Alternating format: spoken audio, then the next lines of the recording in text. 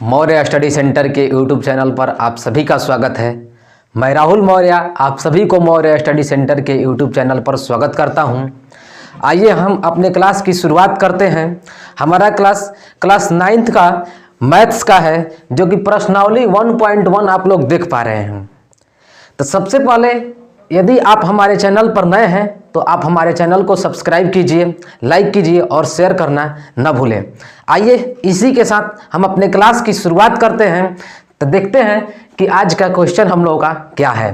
तो प्रश्नावली 1.1 class 9th का मैथ का ये चैप्टर है और इसी का एक पहला क्वेश्चन जो है आप लोगों को दिख रहा होगा, दिया है कि क्या शून्य एक परिमेय संख्या है।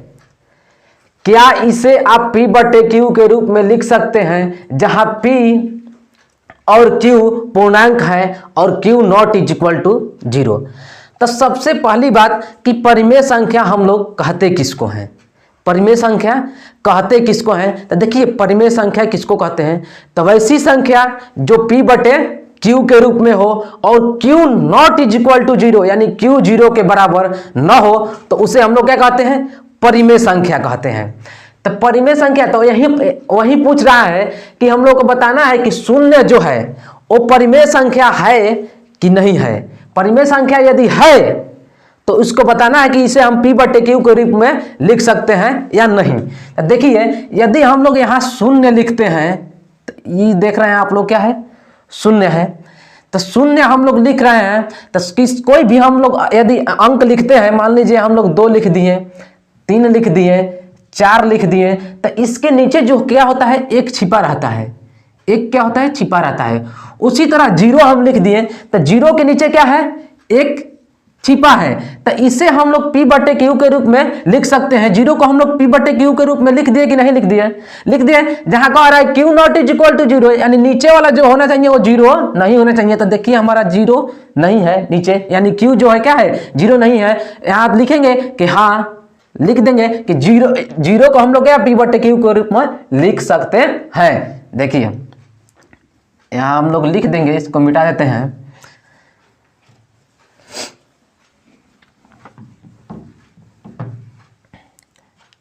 लिखेंगे कि हाँ शून्य परिमेय संख्या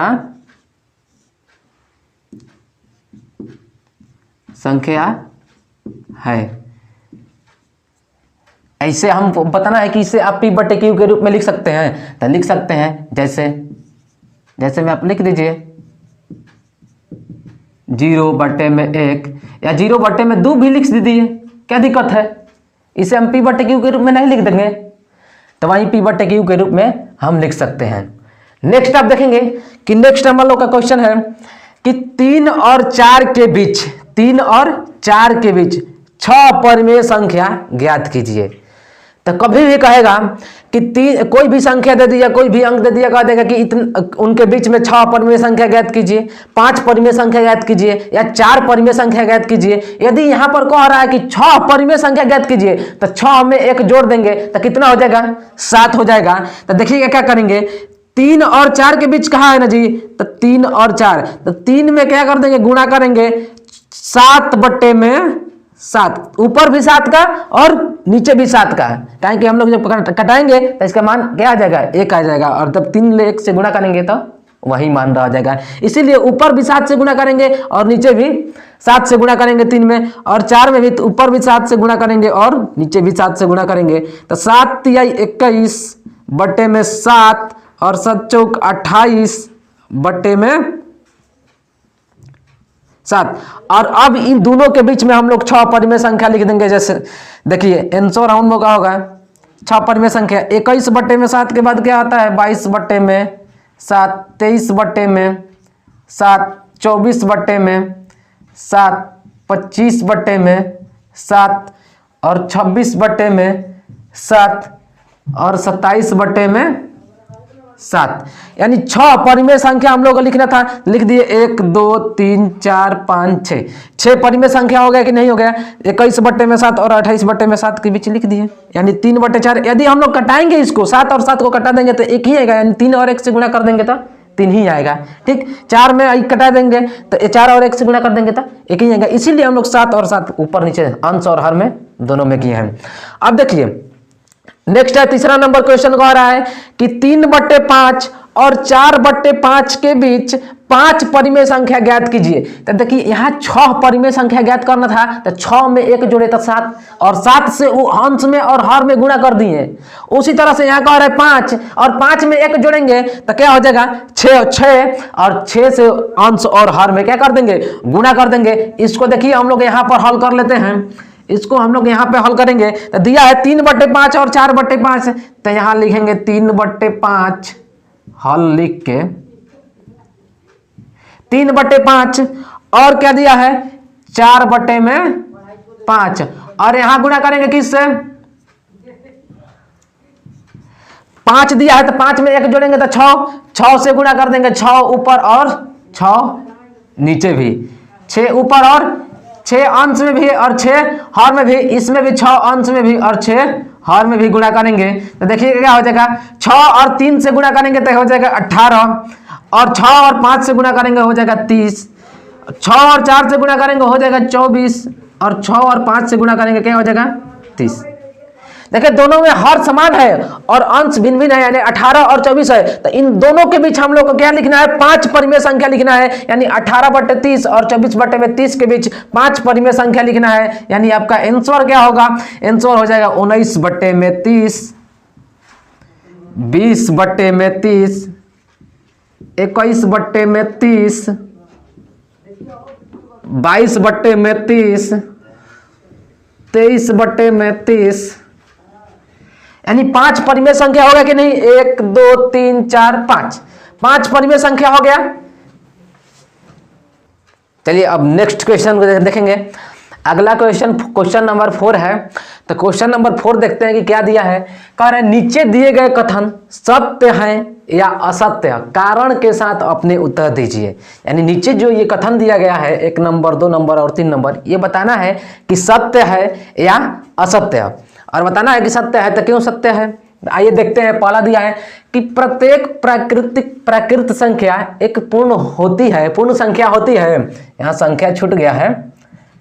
यहाँ पूछ रहा है कि प्रत्येक प्राकृत संख्या एक पूर्ण संख्या होती है। तो अब देखिए प्राकृत संख्या किसको कहेंगे तो देखिए प्राकृत संख्या तो प्राकृत संख्या गिनती की जितनी भी संख्या होती है उसको प्राकृत संख्या कहते हैं। जैसे 1 2 3 4 5 ऐसा ही डॉट डॉट डॉट डॉट मतलब इनफिनिट अनंत तक। वही पूर्ण संख्या किसको कहेंगे पूर्ण संख्या। तो पूर्ण संख्या 0 से स्टार्ट होती है यानी गिनती की संख्या के पहले क्या लगा दिया जाए शून्य लगा दिया जैसे 0 1 2 3 4 ये भी अनंत तक होता है। तक पूछ रहा है कि प्रत्येक प्राकृत संख्या यानी ये जितनी भी प्राकृत संख्या है ये पूर्ण संख्या होती है। तो देखिए तो जितना है प्राकृत संख्या है ये पूर्ण संख्या में समाहित है कि नहीं है कि नहीं है। देखिए यहाँ से ये समाहित है कि नहीं है। यानी प्रत्येक प्राकृत संख्या पूर्ण संख्या होती है तो हाँ होती है। क्या है सत्य है तो लिखेंगे सत्य है। क्यों होती है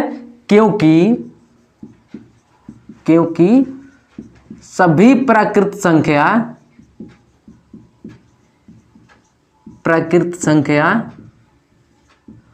पूर्ण संख्या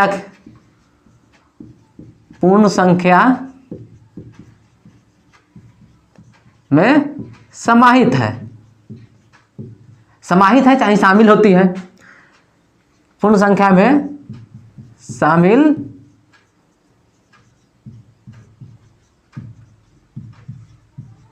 होती है। तो जब सभी प्राकृत संख्या पूर्ण संख्या में शामिल होगी तो प्रत्येक प्राकृत संख्या क्या होगा पूर्ण संख्या होगा कि नहीं होगा।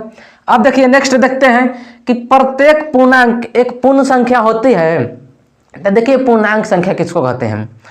तो पूर्णांक संख्या किसको कहते हैं कि जब पूर्ण संख्या 0 1 2 3 4 यही पूर्ण संख्या होती है। जब पूर्ण संख्या को धन और ऋण के रूप में व्यक्त करते हैं तो वे पूर्णांक संख्या कहा जाती है। देखिए यहाँ लिखते हैं हम पूर्णांक संख्या जैसे -4 -3 -2 -1 0 1 2 3 4 ऐसे डॉट डॉट डॉट इधर भी बढ़ते जाएगा। तो ये क्या है? पूर्णांक संख्या है। अब पूर्ण संख्या किसको कहते हैं? देखिए पूर्ण संख्या, तो पूर्ण संख्या, तो पूर्ण संख्या कहते हैं 0 1 2 3 4 डॉट डॉट डॉट। तो कह रहा है कि प्रत्येक पूर्णांक यानी जितना है पूर्णांक संख्या है, पूर्ण संख्या होती है। देखिए तो पूर्ण संख्या में है माइनस वाला नहीं ना है, तो पूर्ण संख्या में माइनस वाला नहीं है, तो हम लोग क्या कहेंगे कि प्रत्येक पूर्णांक संख्या पूर्ण संख्या नहीं होती है। यानी ये क्या है? असत्य है, असत्य, असत्य है। क्योंकि चाहे एग्जाम्पल दे दीजिए, क्योंकि -4 -4 -3 -2 ये सभी क्या हैं? ये सभी पूर्णांक तो हैं, पूर्णांक तो हैं, लेकिन पूर्ण संख्या नहीं है, लेकिन पूर्ण संख्या